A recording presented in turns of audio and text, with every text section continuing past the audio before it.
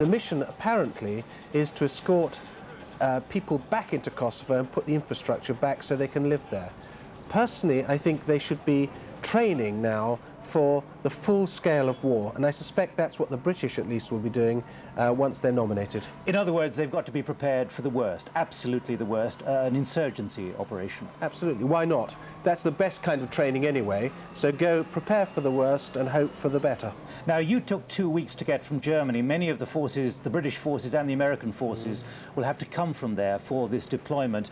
Can it be done even quicker than that, if the politicians say? I don't think so. The point is the quickest way is probably to send your heavy vehicles by ship and keep training with your soldiers and then fly them to join the ships when it arrives in the Adriatic or wherever it's going to go in. Now, I know you personally are very frustrated that this kind of thing hasn't been done months ago, if not necessarily last year, perhaps. What kind of signal will the arrival of equipment like this, do you believe, send to Belgrade? Well, it won't. This will send a clear message to Milosevic that NATO has the military muscle to keep a weakened Serb army at bay. For the moment, their role is largely humanitarian, on standby to act as peacekeepers should Milosevic accept a deal. Some 14,000 troops are stationed in Macedonia, a further 12,000 are in Albania. That's all that was originally planned. Now NATO is planning to boost troop numbers to around 50,000, with Britain contributing a further 3,000 to the Peace Implementation Force. Even this would not be enough for a grand invasion. That could take anything from 100 to 150,000 troops. But since most NATO countries don't seem to have the stomach for a grand invasion, and since time is running out to put such a large force in place, the immediate focus is on the diplomatic efforts, which are intensifying with every day. Our main emphasis remains very clear: attack and destroy military targets in Kosovo. As the weather started to become more favorable yesterday, and the outlook for the next days is very good, we broadened our attacks against those forces in Kosovo which are responsible for the brutality and repression of the Kosovar Albanians. We struck at least 5 tanks, 6 mortar positions, 15 artillery pieces, and other military revetments. A surface-to-air missile launcher and an anti-aircraft artillery position were successfully attacked. Serb army support and storage areas were struck in and around Kosovo, including a railway tunnel used for military storage near Pristina. We have evidence that Serb forces are making extensive use of rail. I think it's very important to have it continue. The Allies, though, may be wary of backing Milosevic into a corner, especially as the military pressure continues to mount. NATO today bombed Serb positions on the Kosovo border, but the focus is firmly on the build-up of ground forces. Britain is putting an extra 12,000 troops on standby, a third of the total alliance force, though not. His reports is compiled under Serbian government restrictions.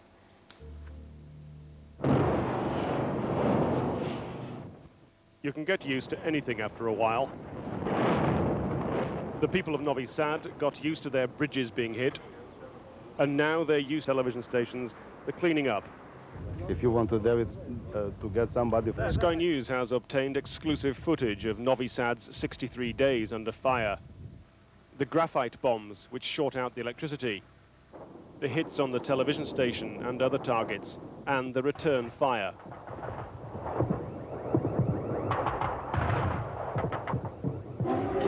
There's been more than 150 in this, a city of 300,000 people. Besides, they have to worry about how to get home. Tim Marshall, Sky News, Novi Sad. Milosevic as a war criminal may be well-deserved, but it is not likely to improve the chances of a peace agreement. If the expected indictment only hardens his determination to fight on, NATO's strategy of relying solely on airstrikes to bring him to terms will be put to the test, and some senior U.S. military leaders fear it might fail.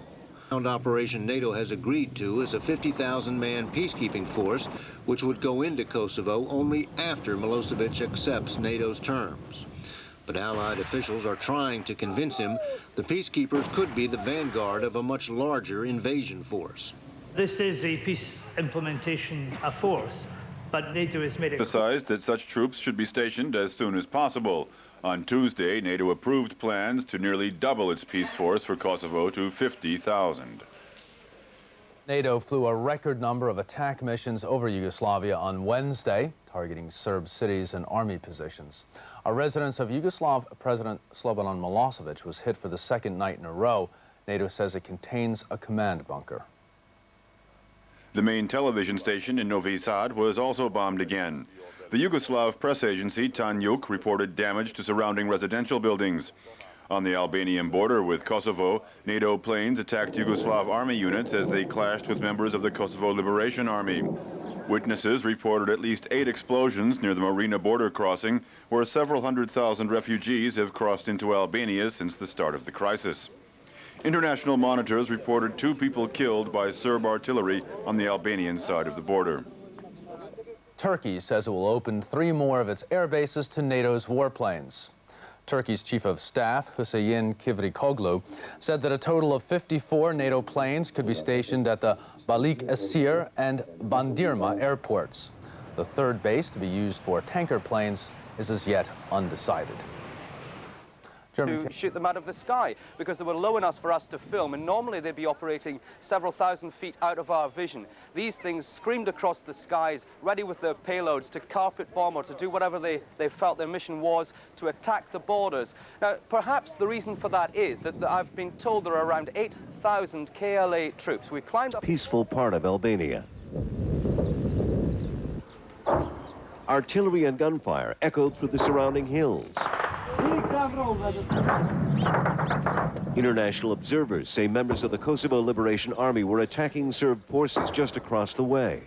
Throughout the day, the sounds of mortars and tank fire mixed with the clatter of heavy machine guns. At one point, NATO jets could be seen bombing a nearby hill in Kosovo, where Serb artillery was said to be dug in. While the road from the border is no longer just used by refugees. Lately, they must share it with Albanian tanks and troops heading north. HMS Invincible is about to come home to Britain and dock after 5 months away. Of course, a double mission, a surprise double mission in a way for the British aircraft carrier, having spent time patrolling in the Gulf, then being diverted as the Invincible was on her way home to Britain, being diverted to the Balkan region. Altogether a 5-month tour of duty for what Captain James Burnell Newton called Freedom's flagship, patrolling in the Gulf and the Balkans. Coming home with a company of 1,200 men and women on board and escorted by the destroyer HMS Newcastle. Paul Beavers with us, ever present at the moment in these times of crisis. Paul, a pretty major role Invincible's played here. She has. I mean, there's several things that Invincible has done, Jeremy. The first is that she provided aircraft for combat air patrol. She carries the Sea Harrier Mark II, which has got a very advanced radar and missile combination, and probably one of the best in NATO. And they were able to provide combat air patrols, not just over the ships, but actually out into Kosovo as well. So they did a worthwhile job.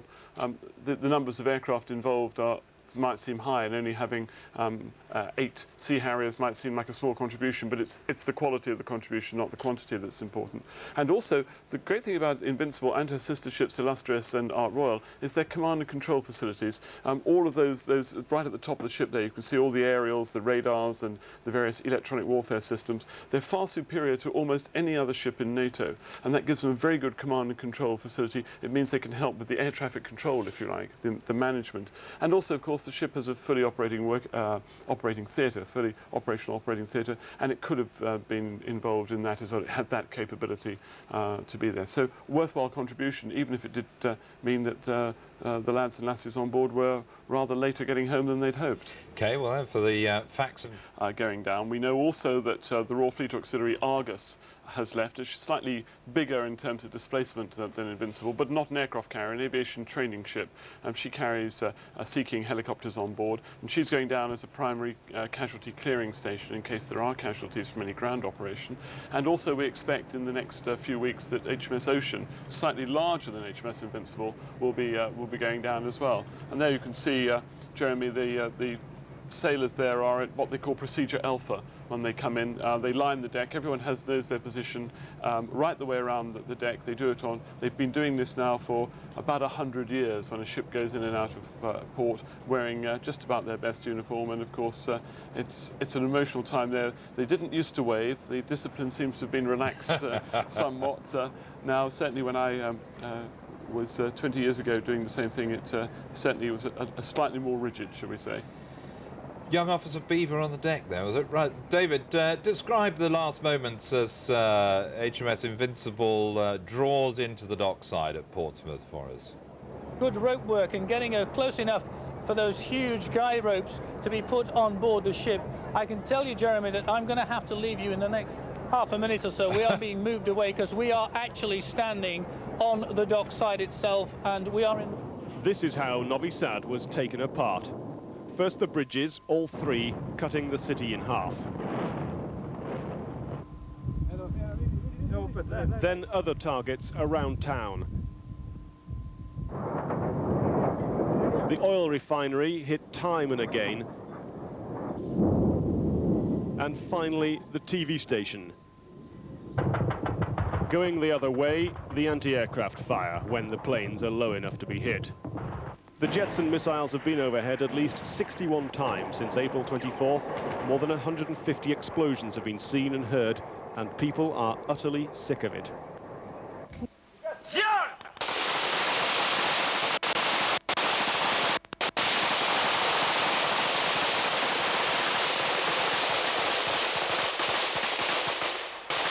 Inside Kosovo, a major offensive appears to be underway against Serb positions near the Albanian border.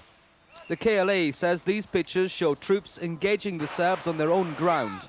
The soldiers fighting here are based at the Košara barracks in Kosovo, the scene of a NATO blunder last week when bombs killed 7 KLA fighters and injured 25.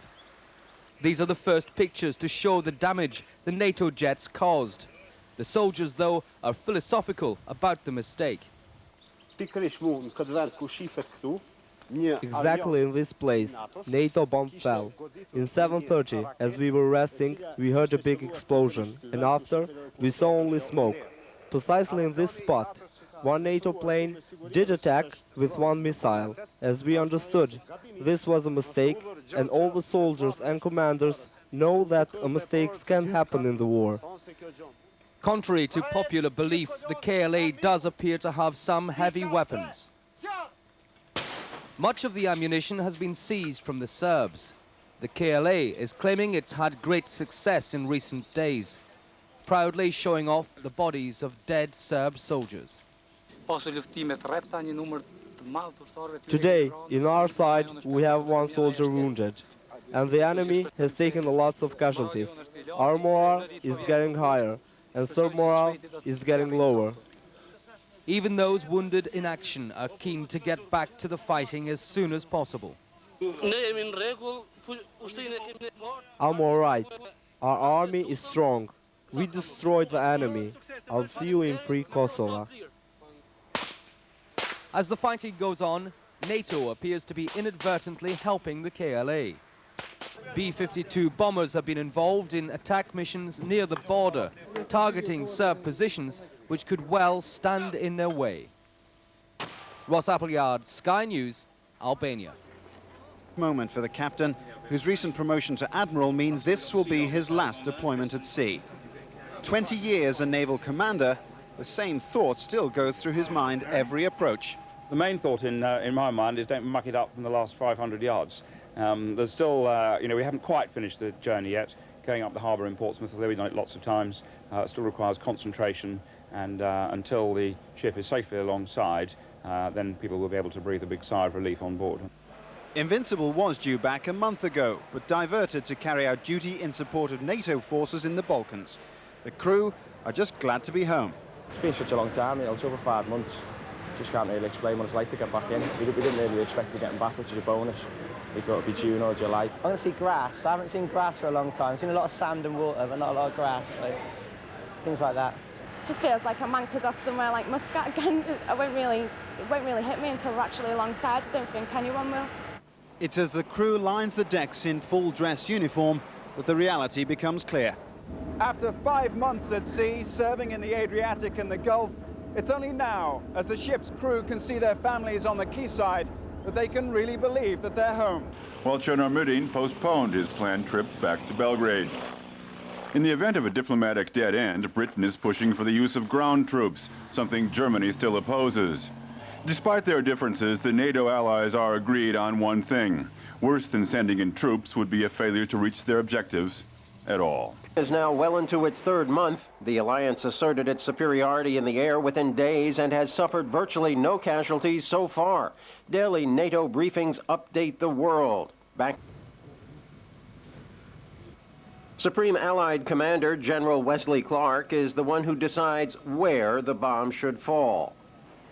He only needs the approval of NATO partners in overall strategy decisions. In Belgrade, like this one in Montenegro on the 22nd of May. NATO is piling on the military pressure. That was its strategy from day one. Attacks are being launched around the clock by more than 1,000 aircraft. The alliance has approved plans to beef up its peacekeeping force for Kosovo from 20,000 to 50,000. Officially, its mission should be a peaceful one, but it could potentially become an invading force at any time. Behind the scenes, NATO appears to be sweating. Internal pressure is reportedly coming from General Clark himself, who is said to be calling for a swift decision on ground troops if the war is to be ended before the onset of winter. The decision could be taken within terms struck at dusk, reminding Belgrade it can reject the International Tribunal's findings that President Milosevic should be tried for war crimes, but NATO will continue the punishment. This was an electrical transformer station hit Thursday, plunging the Yugoslav capital into almost total... Continue, they'll stand together. The raids are increasing and the anti-aircraft fire has increased accordingly. NATO says heat-seeking surface-to-air missiles are also being used now, and so the NATO pilots are using flares to deter them. Tim Marshall, Sky News, Belgrade. I have 3 short clips to show you this morning, 2 of which are tiled imagery from tornado attacks against an army engineer depot and a petroleum storage area. The 3rd clip, again tiled, is from a Harrier attack against a Serbian military outpost in Kosovo. All the attacks were successful. First slide, please. The map here shows the location in northern Serbia where the Army Engineer Depot was located. This sort of facility normally contains such things as bridging equipment and construction material, the denial of which, of course, will impair resupply operations. Imagery, please.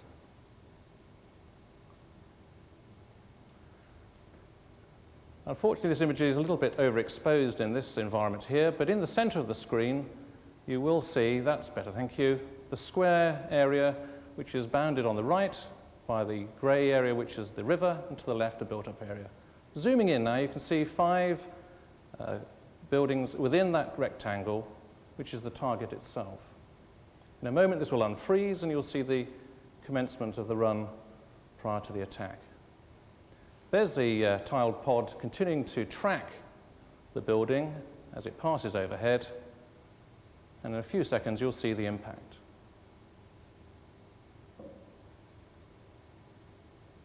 A direct hit. Next slide, please. This map shows the location, again in northern Serbia, of the petroleum storage area. Graphic, please. When we get to the imagery itself, there's not too many distinguishing features, so I'm going to use this graphic as a means to orientate you to the target. When we get to the film, you will be able to make out the rectangular boundary of the storage area and an entry road which loops around, and it looks like the end of a golf club. The target itself is the first of these 2 black squares to the right of the compound area. Now, these are interesting because reconnaissance photographs showed that an attempt had been made to camouflage the storage tanks by the erection of square dummy buildings. Video, please.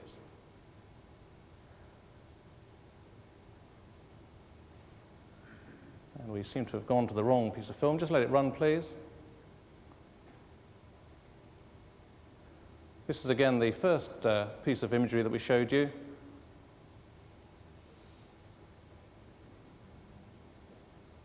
Please bear with me.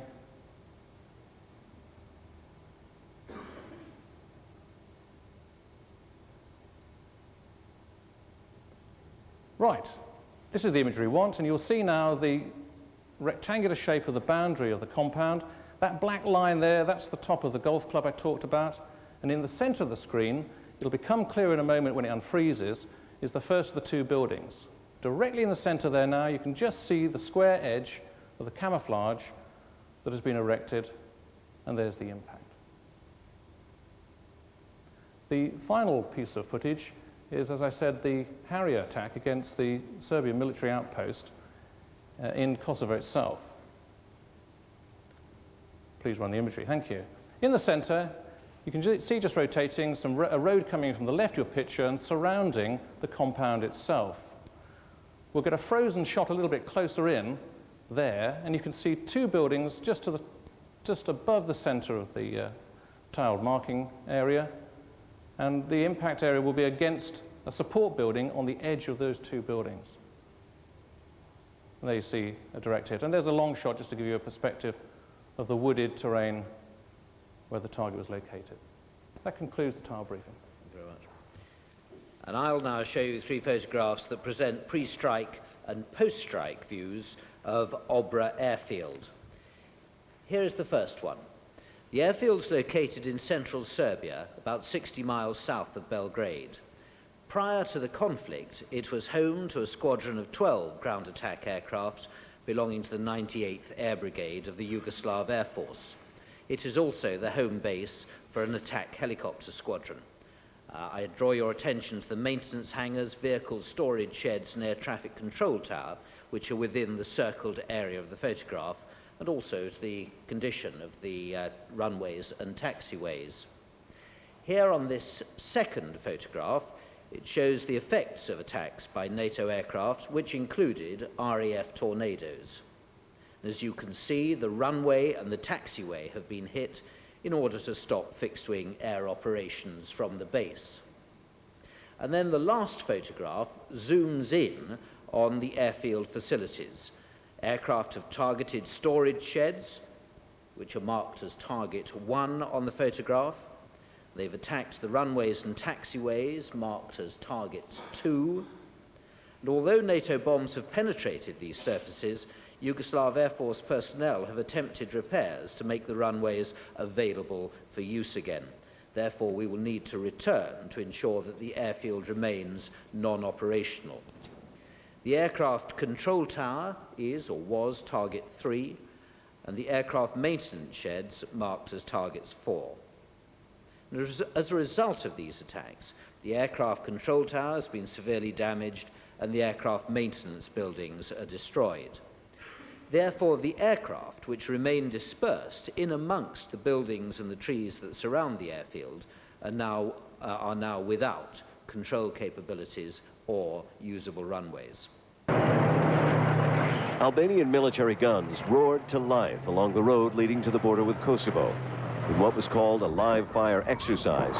Artillery, rockets, and tanks opened up throughout the valley. Shells fired from close to the town of Kukës rained down on a nearby mountainside. These Chinese-made Albanian tanks, recently brought up from the south, rumbled down the road to take up firing positions on a nearby ridge. Watching the entire exercise from a mountainside reviewing stand were Albanian military leaders and the country's president.